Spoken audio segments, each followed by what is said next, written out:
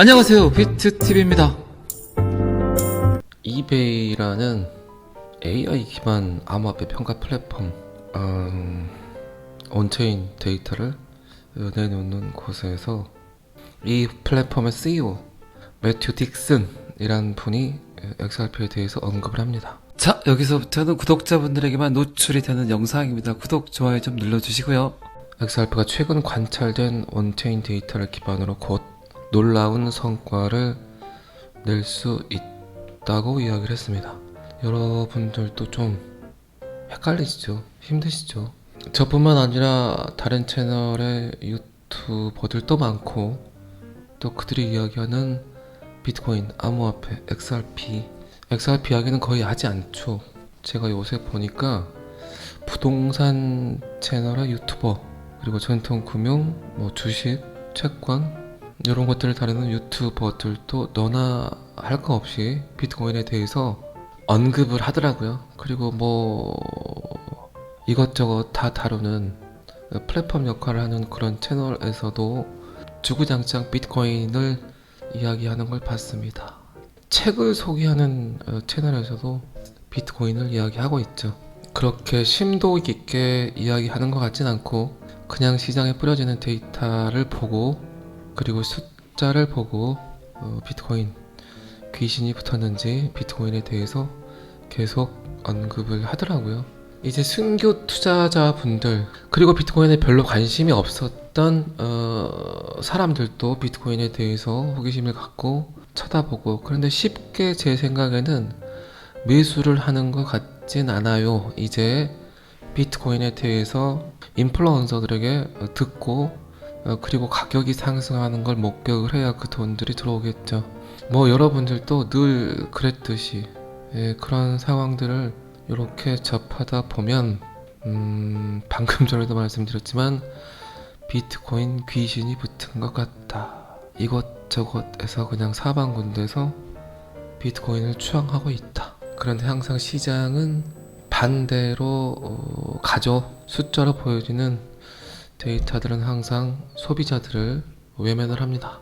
너무 그들의 비트코인을 추앙하는 이야기를 많이 하더라고요. 꽤 위험해 보이더라고요. 제 보기에는 그냥 시장에 쏟아지는 데이터를 읽는 형태로 읽으면서 그나마 지금 비트코인이 저 자리를 지키고 있어서 그들의 말에 암호화폐를 잘 모르는, 비트코인을 잘 모르는 소비자들 입장에서는 꽤 신뢰를 하는 것처럼 보이고, 또 그들이 어느 정도 이제 시장에 참여를 하게 되면 금융 세력들은 또 한번 그들에게 배신이라는 단어를 각인시키겠죠. 어쨌든 저는 최근 비트코인을 굉장히 깠었고, 깐 게 아니죠.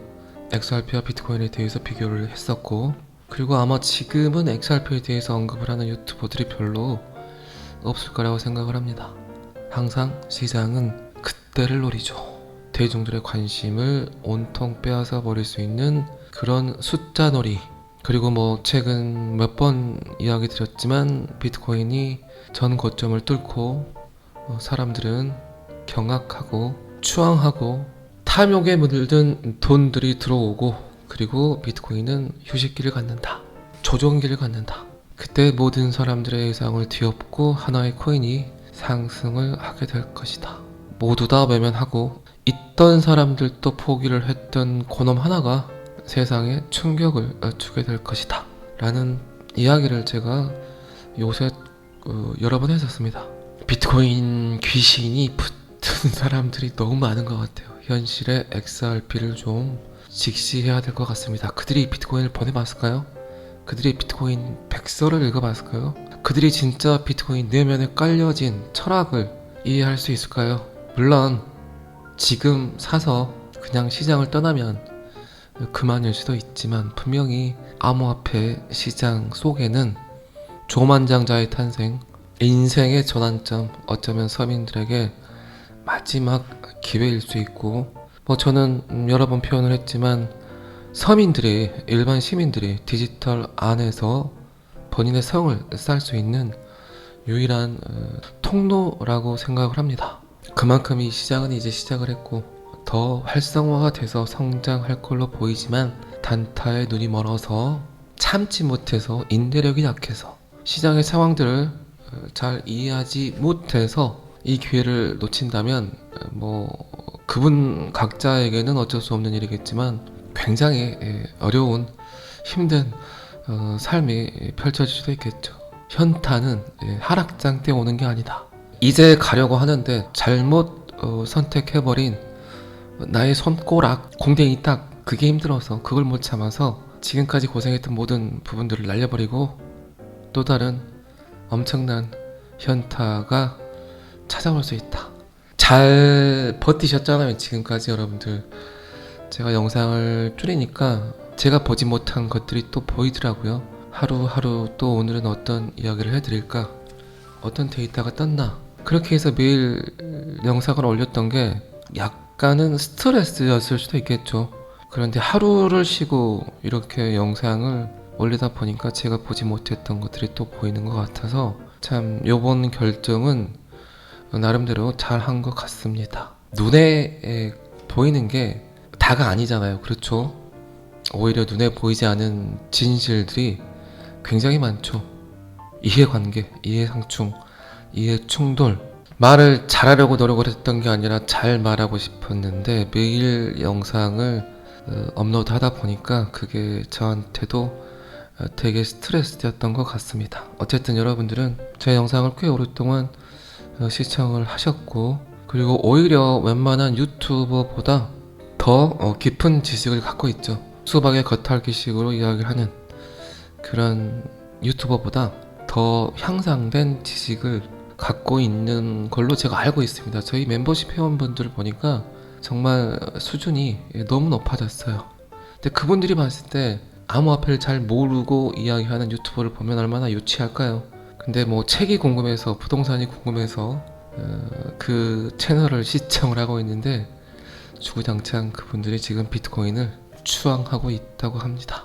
비트코인 귀신이 붙었기 때문에 이제 비트코인이 살짝 그들 곁에서 떠나려고 하겠죠. 저는 뭐 최근에도 그 누구도 이야기하지 않고 있는 USDT 이야기를 했었고, 그리고 블랙록, 미국, 중국, 엘살바도르, 사토시 나카모토, 마이클 세일러, 심지어는 비트코인의 바지 사장 역할을 했던 로버트 키요사키까지 꽤 여러 이야기를 했었죠. 충분히 그 데이터들은 여러분들을 헷갈리게 했을 수도 있을 겁니다. 비트코인이 상승하지 않을 때, 비트코인 저점일 때 비트TV는 그렇게 비트코인을 줍줍해라 라고 이야기를 드렸었고, 비트코인이 어느 정도 상승을 하게 되니까 비트TV는 또 다른 관점으로 비트코인을 바라보고 여러분들에게 또 걱정스러운 멘트들을 하고 있죠. 작년 거의 8월, 9월까지는 항상 제가 사토시 나카모토라면 어떤 생각을 하고 있을까라는 생각을 굉장히 많이 했지만, 지금은 내가 레리 핑크라면 어떤 생각을 할까의 관점을 두고 암호화폐 시장을 바라보고 있고, 너무 과한, 너무 오바스러운 레리 핑크의 비트코인 추앙, 비트코인 마케팅이 오히려 큰 함정이 있지 않을까, 그런 생각을 합니다. 그리고 어쨌든 저는 2024년 규제의 명확성, 법적 명확성이 가장 중요하다는 이야기를 여러 번 했죠. 어쩌면 블랙록의 비트코인 스팟 ETF보다 더 중요한 게 리플과 SEC 소송이다. 어쨌든 여러분들이 건전성 있게, 건전하게 투자를 하기 위해선 전 인류가 받아들일 수 있는 그런 모멘텀이 있어야 된다. 그게 SEC와 리플과의 소송이다. 그리고 그 소송의 마무리가 이제 점차 진행이 되는 것 같고, 소송도 마무리가 되지 않았는데 리플사는 스테이블 코인을 또 언급을 했고, 스테이블 코인의 어떤 의미는 제가 뭐 여러분들께 끊임없이 이야기 드렸던 암호화폐와 전통 금융, 트레디파이와 디파이, 결코 따로 봐서는 안 되는 금융 시스템이죠. 암호화폐는 암호화폐를 위해서 탄생을 한 게 아니다. 전통 금융을 위해서, 그들의 성장을 위해서 암호화폐 금융, 탈중앙화 금융이 태어났다. 극단적으로 저는 그런 이야기까지 했죠. SEC를 너무 찍지 마라. 게리 겐슬러를 너무 찍지 마라. 자존심 상하게 하지 마라. 오히려 리플 XRP에게 가장 중요한 기관은, 가장 도움을 줄 수 있는 기관은 SEC일 수 있다. 그렇게 극단적으로 SEC와 전쟁을 하고 있는 리플의 CEO 브래드 갈링하우스에게 이야기를 했었죠. 물론 제 이야기를 듣진 않았겠죠. 하지만 이렇게 상황들을 보면 어쨌든 게리 겐슬러나 브래드 갈링하우스나 레리 핑크나 자넷 앨런이나 제롬 파월이나 나가르트나 심지어 일론 머스크조차도 XRP를 단 한 번도 언급하지 않았던 그 부분이 가장 큰 힌트가 아니지 않은가. 분명 스테이블 코인은 제가 금요일 방송에서도 이야기 드렸지만 제롬 파월도 언급을 했었고 나가르트도 언급을 했었고 레리 핑크도 언급을 했었죠. 레리 핑크가 계속 언급하고 있는 RWA 토큰, 실제 자산의 토크마, 월드 어셋, 그렇게 언급을 하는 것 같이 보이지만 결국 제 보기에는 XRP를 언급하는 것과 똑같은 그런 생각을 저는 하고 있습니다. 단 한 번도 XRP를 언급하지 않았지만 그들 또한 충분히 인지하고 있을 수 있겠죠. 왜 모르겠습니까? 그들에게도 가장 중요한 게 뭘까요? 제롬 파월이 스테이블 코인을 언급하면서 규제의 명확성을 이야기를 했죠. 유럽은행 총재 나가르트도 스테이블 코인을 언급하면서 규제의 명확성을 언급을 했었고, MICA 유럽 암호화폐 규제를 하는 곳에서도 스테이블 코인을 언급을 했었고, 그곳에서 만난 유일한 암호화폐 회사가 리플입니다. 그들은 대놓고 이야기하지 않고 있지만 단 하나의 코인을 이야기하고 있습니다. 그들이 대놓고 리플 XRP를 말할 수는 없겠죠. 당연히 안 그러겠어요, 여러분들? 어쨌든 우리들이 할 수 있는 건 예측과 추측일 뿐인데, 그리고 그 예측과 추측이 맞길 바랄 뿐인데, 이제 비트코인은 올타임 하이 전고점을 뚫어버렸고 약간 방향성을 잃은 듯 주춤주춤 하고 있고, 수많은 사람들은 비트코인을 추앙하고 있고, 시장의 상황들은 항상 반대로 이끌려 갈 것이고, 그리고 또 수많은 사람들이 XRP를 던지고 비트코인, 이더리움을 솔라나에 승차를 했고, 암호화폐를 잘 모르는 인플루언서들은 XRP의 액자도 언급을 하지 않고 비트코인만 이야기를 하고 있다.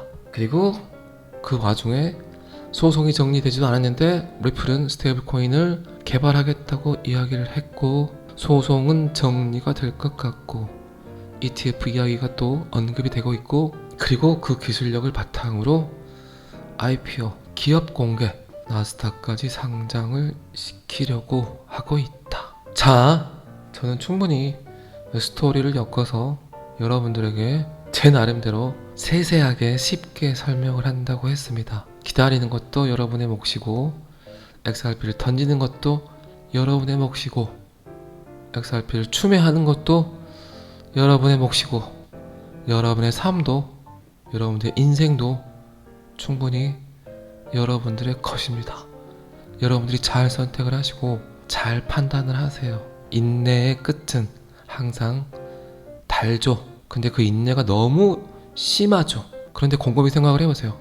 여러분들이 인생을 바꾸기 위해서 어떤 행위를 했습니까? 아침에 비트TV 영상 보고 XRP 산 거 외에는 무엇 했습니까? 여러분들이 엄청난 인내력을 가지고 참았다고 표현을 하지만 도대체 뭘 참았습니까?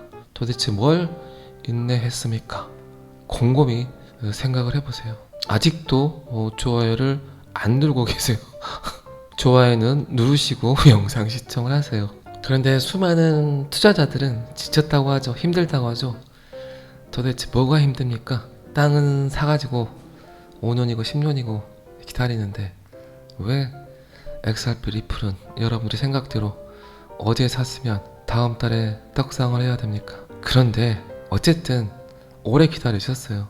오래 또 참아왔고, 여러분들이 받는 스트레스가 클까요? 제가 받는 스트레스가 클까요?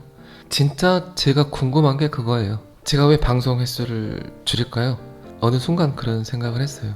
제 영상이 너무 많이 노출이 되니까 사지 않아도 될 사람들이 XRP를 사고 있구나. 약간 그런 생각은 했지만 어쨌든 XRP란 코인은 충분히 그 내막을 잘 이해하고 그 성격을 잘 이해하고 여러 관점에서 객관적 데이터를 비교 취합해서 결정한 사람들에게만 가져가야 되는 코인이 아닌가 그런 생각을 합니다. 어쨌든 비트코인 귀신이 달라붙은 그런 영상들이 많습니다. 그런 영상들에 너무 현혹되지 마시고 지고지순하게 여러분들이 선택했던 그 길을 꾸준하게 들여 밟고 가시기 바랍니다. 저에게 항상 XRP 언제 가냐고 물어보면 전 항상 그런 이야기를 합니다. 단 한 글자로 표현을 하죠. 곧이라고 이야기를 합니다. 어쨌든 XRP는 2023년 7월 미국에서 명확성을 인정을 받았죠. 그리고 AMM XRP 레터에서 출시를 했고, 특히 기관의 탈중앙화 금융 같은 경우는 탈중앙화 거래소에서 고품질의 US 달러 스테이블 코인을 발행하는 것이 굉장히 중요합니다. 탈중앙화 거래소에서의 스테이블 코인 굉장히 중요하죠. 그게 AMM과 연관이 돼 있죠. USDT나 USDC가 가져보지 못했던 명예, 중재자가 없는 거래소에서의 스테이블 코인의 역할. 그러니까 제가 AMM을 가지고 그런 얘기를 했잖아요. 모두 다 은행이 될 수 있다. 그 어려운 은행 업무를 누구나 할 수 있다. 그냥 맡겨놓으면 된다. Automated Market Maker. 방금 했던 이야기는 아마 알아들으시는 분들은 몇 분 안 되실 거예요. 그런데 충분히 제 영상을 오래 시청하셨던 분들은 무슨 얘기를 하는지 아실 거라 생각을 합니다. 어쨌든 USDT, USDC가 위험하다. 디페이킹이 되고 있는 것 같다. 그리고 그들의 탐욕 때문에 그들의 돈이 다른 곳으로 흐르고 있다. 전통 자산군으로 흘러가고 있다. 전통 자산군과 암호화폐 자산군의 충돌이 분명히 여러분들에게도 생길 수 있어요. 그런데 그거는 비단 여러분들뿐만 아니라 대형 금융기관에서도 일어날 수 있겠죠. 그래서 깨끗한 놈이 새롭게 시작을 해야 되겠죠. 모든 걸 다 던지고 새롭게 시작하는 놈이 나와야 될 겁니다. 아주 시기적절하게 XRP 리플이 그 일을 하겠다고 나타났죠. 그냥 리플의 결정일까요? 그게? 생각해보세요. 제 생각에는 거의 국가 지원 스테이블 코인 아닐까요? 미국의 지원, 미 연준의 지원 없이는 그런 상상을 하기가 힘들죠. 솔직히. 어쨌든 리플의 스테이블 코인은 미국 달러에 1대1로 고정이 되고 100% 미국 달러 예금, 단기 미국 정부 국채, 그리고 현금 등가물로 뒷받침이 된다. 이러한 예비 자산은 충분히 회계 회사의 감사를 받고 리플은 월간 증명을 게시한다. 투명하게 볼 수 있는 채널이 생겼다. 누가? 미 연준이, 미국이. 아직 종목 기호가 정해지진 않았지만 이제 뭐 종목 기호까지 오픈이 되겠죠. 그리고 방금 전에도 말씀드렸지만 충분히 미국의 뒷받침을 받고 오픈을 하는 거라고 생각을 합니다. 그리고 여러분들 아시겠지만 XRP 레저와 이더리움 이 두 곳에서 스테이블 코인을 출시를 하죠. 그렇게 되면 크로스체인 상호 운영성에 관해서도 거의 모든 암호화폐 인프라를 먹겠다는 거죠. 그래서 굉장히 중요합니다. 어쩌면 모든 것, 모두, 전부일 수 있겠죠. 충분히 이더리움과 XRP 레저 간의 상호 운용성을 촉진한다. XRP 레저에서 기본적으로 소매 그리고 기관 등급의 탈중앙화 금융을 가질 수 있는 기회를 창출해서 XRP의 사용 사례를 더 늘리고 빌드업을 한다. 디지털 안에서 벽돌을 차곡차곡 올리려고 하고 있다. 그리고 굉장히 흥미롭게도 방금 전에도 말씀드렸지만 리플의 스테이블 코인은 USDT, USDC와는 다른 차별성을 가지고 모든 재무제표를 공개하고 달러와 미국 재무부의 지원을 받게 될 겁니다. 미 정부로부터 회사를 인정받는데 충분히 도움이 되고 그리고 테더가 했던 일들을 그대로 그 작업을 수행하면서 미 정부와의 관계가 더욱더 돈독해질 수 있겠죠. 그리고 곰곰이 생각을 해보세요. 미국의 국채를 합법적으로 디지털 달러로 전환시킬 수 있는 도구가 미국에서 생긴 거죠. 제 생각에는 그게 가장 큰 이벤트일 수도 있을 겁니다. 저는 뭐 항상 암호화폐의 끝은, 리플의 끝은, XRP는 $10,000로 디자인되었다의 끝은 미국의 CBDC, 디지털 달러라는 표현을 여러 번 했었죠. 이제 그 시작점에 리플이 서서 모든 일을 미 정부와 함께 쎄쎄쎄를 하면서 시작하려고 하는 것 같습니다. 지상 최대의 음모론일 수 있겠죠. 우리는 비트코인을 추앙할 게 아니라 음모론을 추앙해야 됩니다. 자, 오늘은 투표일입니다. 투표일. 투표하지 않으신 분들은 꼭 여러분들의 소중한 한 표를, 여러분들의 생각을 저는 진지했습니다. 자, 오늘은 여기까지 하겠습니다. 구독이 필요하신 분들만 구독을 하시고 여러분들이 눌러주시는 좋아요는 저를 항상 힘나게 합니다. 감사합니다. 비트TV였습니다.